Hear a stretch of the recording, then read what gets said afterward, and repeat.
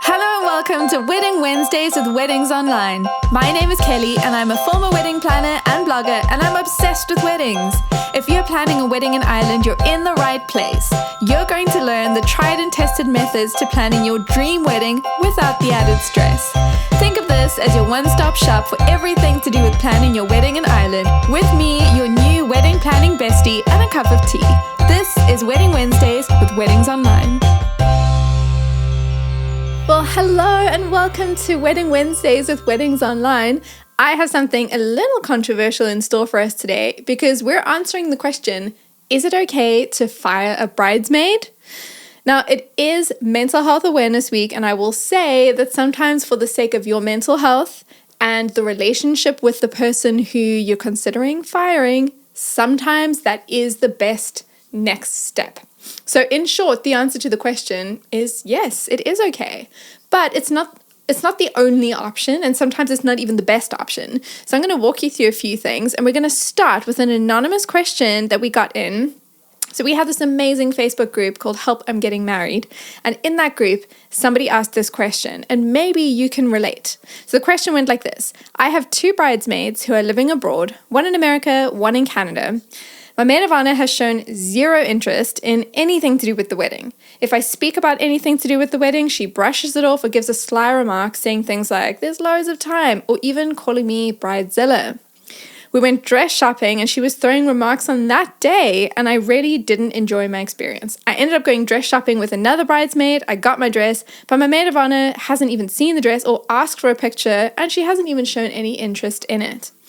I want her to come to me first and show an interest. She thinks that her only role is to organize the hen party. Now, you might be in a very similar position where you're planning your wedding, you've got your bridesmaids, your maid of honor, you've got your whole wedding party, you've got them all around you, and you have this expectation of what things are going to be like, and maybe someone in that group has really let you down. The first thing we're going to do is we're just going to evaluate the situation. So before I get into the ins and outs of what to do, I want you to remember this. And please listen to me with an open mind. But remember this, friendships do shift during the wedding planning process. They change. It's just part of life. You're in one season, your bridesmaids are in a completely different season, and there are 3 things that make a difference. The first thing is that you might have an expectation of your friends that they are going to do certain things, and perhaps they don't know that that is an expectation, so they can't live up to it. The second thing is their capacity will be different to yours. I'm talking about their capacity to actually do physical tasks will be different, but also their emotional capacity will be different to yours. And finally, they will have different priorities. So you're the one getting married, so your wedding is the biggest priority in your life. And of course it is. It's going to be a really exciting day. But for the people in your world, they've got other priorities too. Maybe it's childcare, maybe it's work things happening or relationship things, health issues. There's so many other things happening in someone's life that your wedding won't always be the biggest thing for them. And now, of course, there are ways for them to handle that. You know, somebody can be your best friend and have something really challenging going on, but still express excitement and joy about something that's really, really big for you, such as your wedding. So first, what I want you to do is to evaluate the situation and consider if you're being realistic with your expectations for your bridesmaids. And if you can look at the situation and say, you know what? Actually, I think maybe I expected something of them, but it's not realistic. So let me adjust my expectations and then see how it goes. That's one way to go about it. The other scenario is maybe you have evaluated your expectations and you're like, you know what I'm asking of my bridesmaids is completely fair, it's completely realistic, and someone is actually just dropping the ball. If that's where you're at, we're going to move on to the next step. And here's what I want you to do. There's some really practical steps that you can take. Now, if you do want to fire a bridesmaid, you have to consider the fact that you may lose a friendship because of it. So there are a few things you can do first before you jump to that step. This is the first thing. Work out exactly what it is that's upsetting you. Is it that you've got somebody who's only planning activities, but they're not supporting you along the way. They're not sending you messages to find out how you're doing. They're not coming along for certain wedding planning tasks. Is that what it is? Is it somebody saying mean comments? Is it that they're not expressing any interest at all? Work out exactly what it is that's bothering you so that you know what it is, and be prepared to do the second thing, which is having an open conversation. Now, I'm saying an open conversation because there's two sides to every story, and it's very helpful to recognize that you also play a part in this. So it might be that you have an expectation that your bridesmaids are going to do X, Y, and Z, but maybe you didn't communicate those expectations early on, and perhaps your bridesmaids don't know. Maybe they've never been a bridesmaid before, and they just don't know what's expected of them.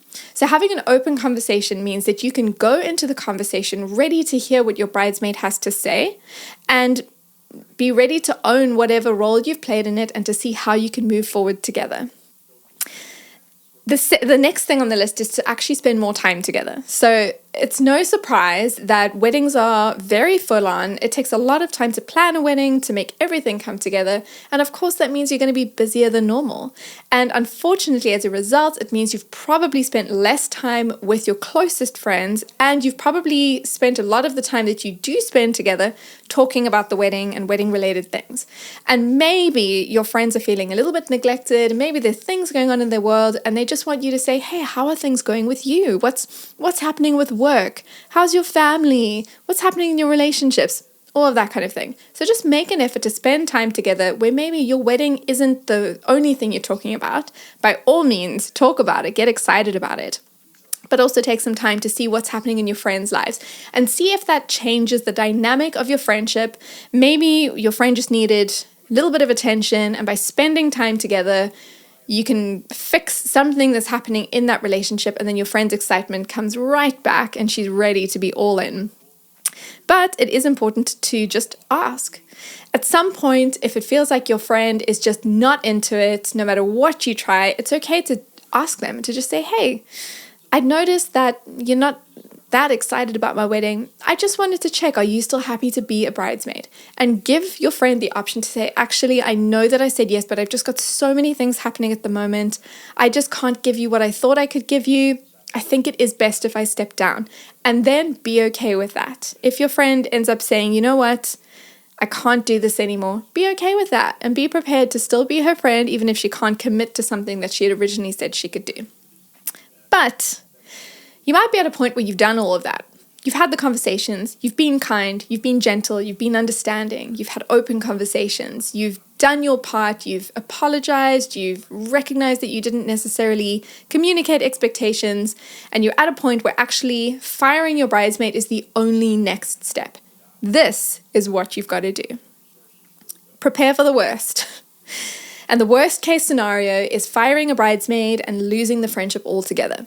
You have to prepare for that. If the only option you have is to fire your bridesmaid, you're probably going to lose that friendship, and you need to be okay with that.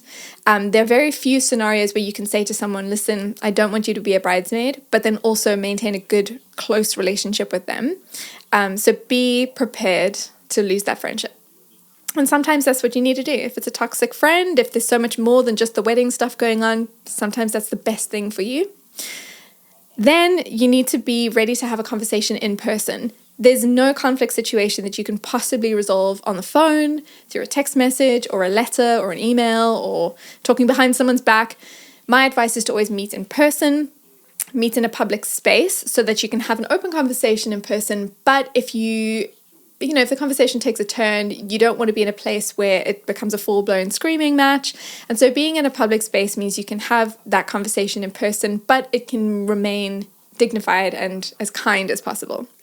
My advice in any conflict situation, but specifically when you're considering firing a bridesmaid, is to be respectful, have a conversation. Remember that no matter what's happened, this person was your friend before they were anything else. So just be respectful, be kind. You can communicate everything you need to, but do it in a kind way. But that doesn't mean that you can't be direct. Make sure that whatever you're communicating is very specific, very direct, and you can do that in a way that's kind, but without beating around the bush. So it's always helpful if you're having any kind of conflict to be able to say exactly what's happening. Don't beat around the bush and expect that your friend is going to just know what's happening. You need to be very specific and say, this is something that you did that really upset me. I expected that you would do this thing, but you didn't. I heard that you said this about me and I wanted to check if you did. Just be really, really specific, and then your friend will know exactly what's going on, and they can either clear the air for you, they could apologize, they could make things right, or they could just, get more upset with you, but at least you know that you've been very specific and very direct and you haven't left anything up to interpretation. Have a moment to explain yourself. So it's okay to admit that there are two sides to every story, that maybe there was something you said or did that actually contributed to the situation that's arisen. And it's helpful if you explain and you say, I recognize that I should have communicated my expectations a long time ago. And I wish that I had. I'm sorry that I didn't communicate my expectations. This is what I was hoping would happen. Just take ownership and be ready to acknowledge anything that you've done. Because nobody's perfect, but it helps to acknowledge that. It opens the conversation and will allow your friend to actually be able to acknowledge what's happened on her end.